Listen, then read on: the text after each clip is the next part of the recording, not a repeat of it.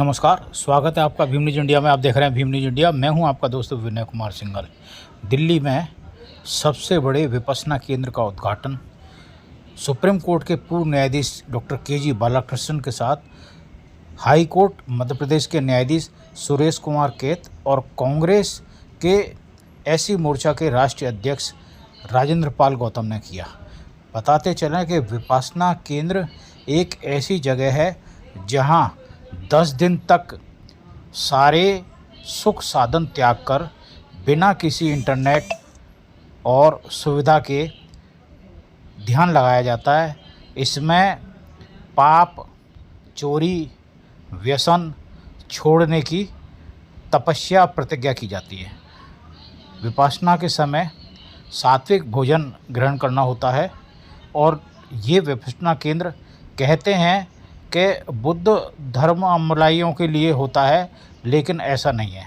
जो लोग अपने मन की शांति चाहते हैं वे विपश्यना केंद्र में 10 दिन की उपासना कर सकते हैं। यह आवासीय प्रोग्राम होता है। इसमें प्रातः 4 बजे उठकर तैयार होकर ईश आराधना करनी पड़ती है। भोजन भी समय पर मिलता है, सात्विक भोजन।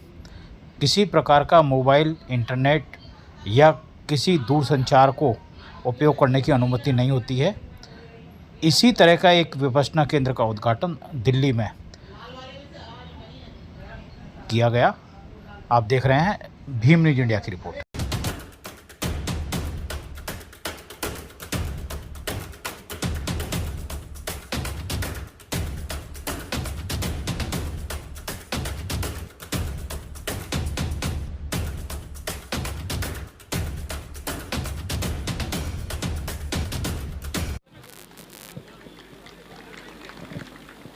दुनिया को शांति और मानवता का संदेश देने वाले तथागत भगवान बुद्ध, संत गुरु रविदास जी, संत कबीरदास जी, गुरु नानक देव जी, ज्योतिबा फूले जी, सावित्रीबाई फूले जी, फातिमा शेख जी, नारायण गुरु जी, पेरियार रामास्वामी नायकर जी, साहू जी महाराज, गाडगे महाराज, डॉक्टर बाबा साहेब अम्बेडकर जी, माता रमाबाई जी और तमाम बहुजन समाज के महापुरुषों के चरणों में कोटि कोटि नमन करते हुए आज के इस आयोजन के मुख्य अतिथि भारत के पूर्व मुख्य न्यायाधीश जस्टिस के.जी. बालाकृष्णन साहब, दिल्ली के पूर्व न्यायाधीश एवं मध्य प्रदेश हाई कोर्ट के पूर्व चीफ जस्टिस सुरेश कैत जी, मिशन जय भीम के राष्ट्रीय अध्यक्ष बीपी निगम जी, तमाम अलग अलग प्रदेशों से आए हुए अध्यक्ष और उनके साथी, दिल्ली के, हरियाणा के, यूपी के आसपास से आए हुए सभी हमारे साथी, सभी को क्रांतिकारी जय भीम। मैं सबका नाम लेने की बजाय सीधे मुद्दे पे आता हूं, लेकिन उससे पहले निवेदन करता हूं, जिस समाज के अंदर डिसिप्लिन नहीं होता, जनसंख्या कितनी भी हो जाए, अगर डिसिप्लिन नहीं है तो वो समाज हमेशा फेल रहेगा। और मुझे दुख है इस बात का। प्रोग्राम शुरू हुआ, लोग नाच रहे हैं, कोई यहाँ फोटो खिंचवा रहा है, कोई वहां फोटो खिंचवा रहा है।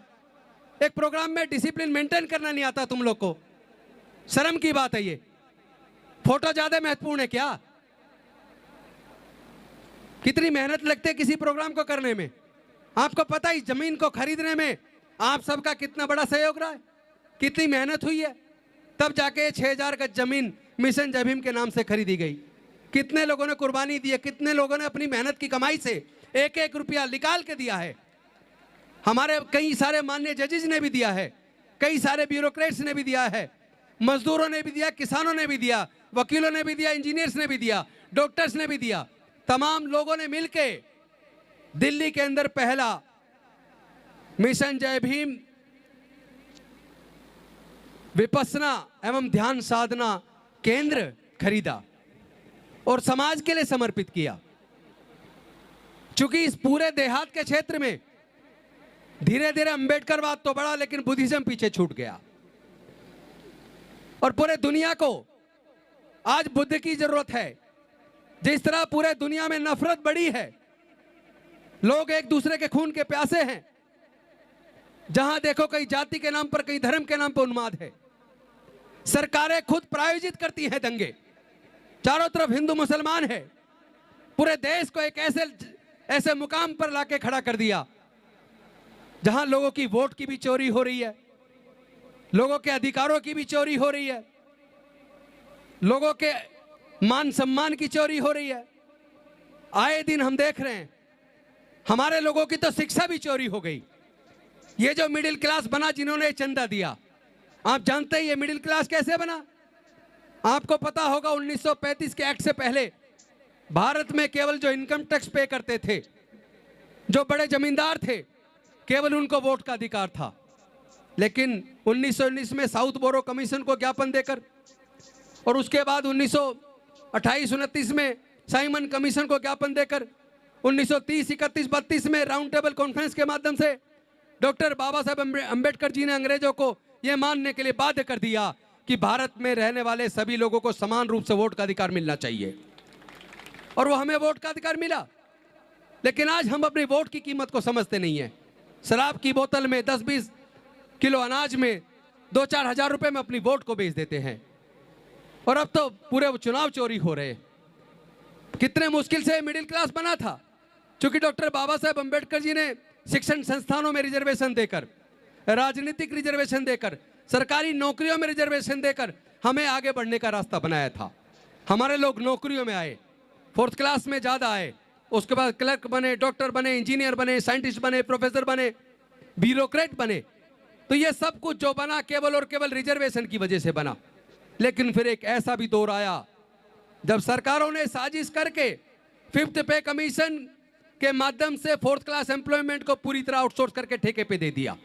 और धीरे धीरे जो हमारे लोग सफाई कर्मचारी लग जाते थे, चपड़ासी लग जाते थे, छोटी मोटी नौकरी चौकीदार माली लग जाते थे, वो तमाम नौकरी ठेकेदारों के हाथ में सौंप दी, आउटसोर्स कर दी, और हमारे लोगों का आगे बढ़ने का रास्ता बंद कर दिया। उसके बाद group A, group B, group C के अंदर भी कॉन्ट्रैक्ट पे भर्तियां शुरू कर दी। देश के तमाम राज्यों के अंदर 50% वैकेंसी खाली पड़ी है, केवल 50% है, उसमें भी आधे कॉन्ट्रैक्ट पे नौकरी कर रहे हैं।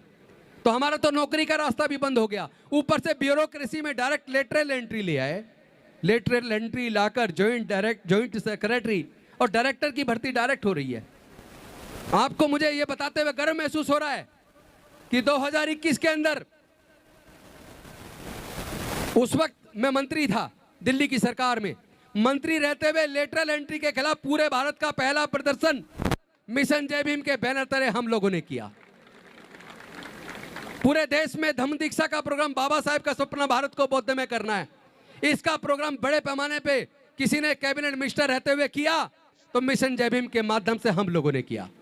तब से पूरे देश के अंदर बौद्ध में भारत का सपना साकार हो चला है। लेकिन इसी के साथ साथ आपने देखा होगा, धीरे धीरे सरकारों की साजिश इतनी बढ़ी कि उन्होंने धीरे धीरे सरकारी स्कूलों को कमजोर करना और फिर बंद करना शुरू कर दिया। पिछले 15 से 20 सालों में 2 लाख से ज्यादा सरकारी स्कूल बंद हो गए। प्राइवेट स्कूल खुलते जा रहे हैं, सरकारी स्कूल बंद हो रहे हैं। प्राइवेट स्कूल में एक बच्चे को पढ़ाने का खर्चा कम से कम 8 से 10 हज़ार आता है। हर परिवार में 2 बच्चे हैं तो 2 बच्चों को पढ़ाने के लिए 15 से 20 हज़ार रुपया चाहिए।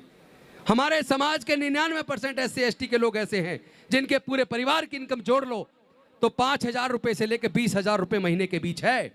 क्या आप अपने बच्चों को प्राइवेट स्कूल में पढ़ा सकते हैं?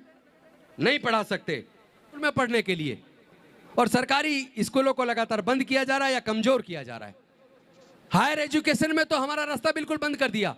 मतलब आप चपड़ासी तो छोड़िए, ग्रुप A, B, C यानी A ग्रुप में भी जो नौकरी में हमारा आदमी है वो अपने बच्चों की हायर एजुकेशन का खर्चा नहीं उठा सकता। मैंने कल ही प्रेस कॉन्फ्रेंस की थी, अगर आपको याद हो, कुछ लोगों ने सुना हो, तो ऐसे रेपुटेटेड जो प्रीमियर प्राइवेट एजुकेशनल इंस्टीट्यूशन है, सिंपल BA का खर्चा 60 लाख, 6 लाख की डिग्री, 6 साल की डिग्री 60 लाख रुपया, सिंपल BA 60 लाख रुपया। मैं पूछना चाहता हूं क्या हमारे क्लास 1 ऑफिसर अपने बच्चे की, एक बच्चे की डिग्री कराने पे 60 लाख खर्च कर सकते हैं क्या? NLU से लॉ की डिग्री, 5 साल की डिग्री, 1 साल का खर्चा कम से कम 5 लाख, 25 से 30 लाख चाहिए, और वो भी एडमिशन से पहले कोचिंग के लिए 2-3 लाख 4 लाख चाहिए। क्या हमारे लोग कर सकते हैं? यानी कि आपके नौकरी के रास्ते भी बंद, आपके पढ़ाई के रास्ते भी बंद।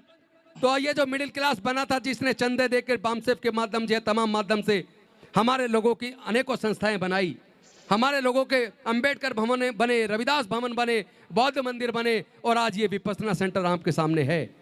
लेकिन जब इसकी बिल्डिंग बनेगी, सोचिए क्या हमारा मिडिल क्लास बचेगा जो चंदा दे के बिल्डिंग बना पाए?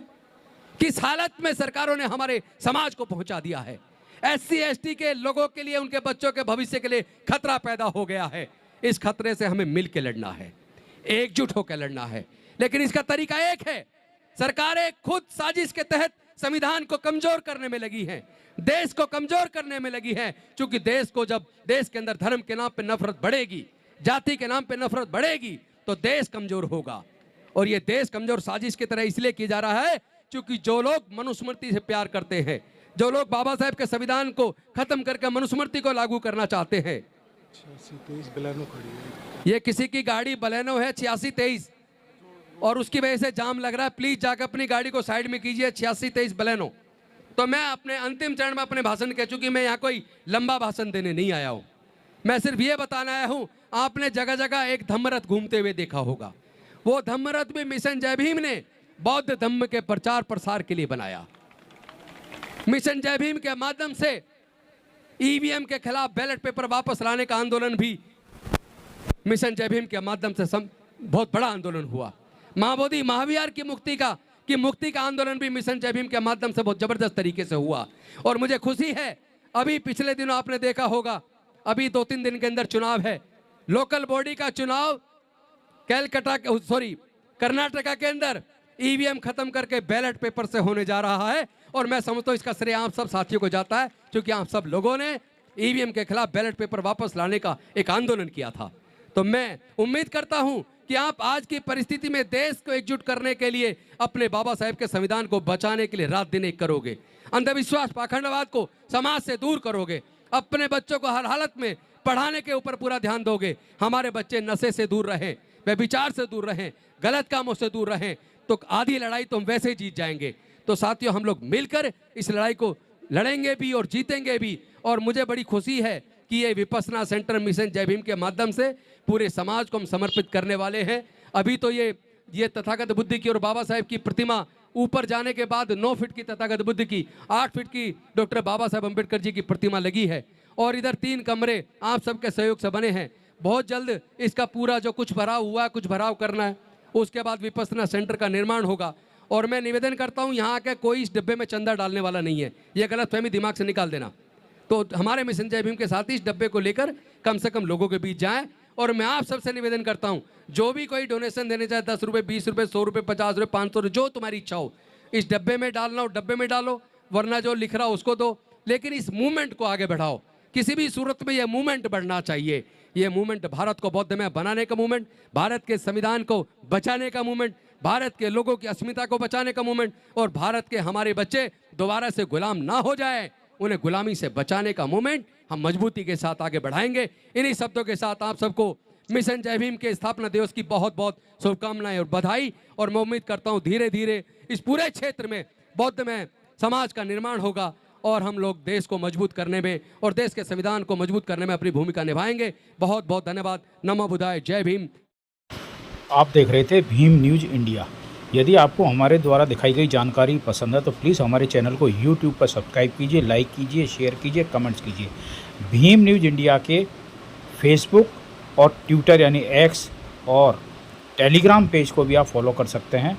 न्यूज़ अपडेट के लिए बने रहिए हमारे साथ, देखते रहिए आपका लोकप्रिय चैनल भीम न्यूज़ इंडिया। आपका बहुत बहुत धन्यवाद।